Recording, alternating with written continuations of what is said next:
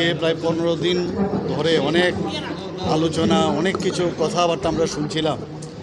তো পেহেলগাঁওতে যে অমানবিক যে পাকিস্তান পুষ্ট যারা টেররিস্টরা ছিল, যেভাবে নৃশংসভাবে আমাদের ভারতীয় 25 জনকে হত্যা করেছেন এবং আমাদের যে নেপালের আরেকজনকে মানে টোটাল 26 জনকে যে নৃশংসভাবে হত্যা করেছেন, আমাদের যশস্বী প্রধানমন্ত্রী নরেন্দ্র মোদীজি বলেছিলেন যে কাউকে ছাড়া হবে না, টেররিস্টকে ধ্বংস না করা পর্যন্ত ততদিন চুপ থাকবে না ভারত।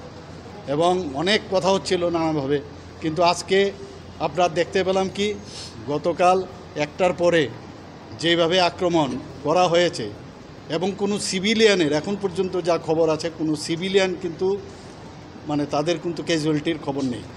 পাশাপাশি একদম প্ল্যান করে যেখানে যেখানে টার্গেট করা, যেখানে এই টেররিস্টদের জন্ম, যেখানে ট্রেনিং নেয় সেখানেই মানে দেখে দেখে সেখানে বাছাই করে তাদেরকে টার্গেট করে সেগুলোকে ধ্বংস করা হয়েছে। কয়েকজনের খবর এসে মারা গেছে, যারা কমান্ডার ইত্যাদি আছে।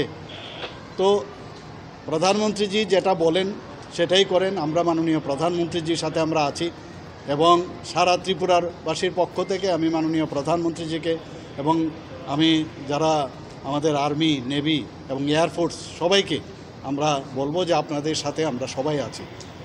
এই মুহূর্তে ত্রিপুরার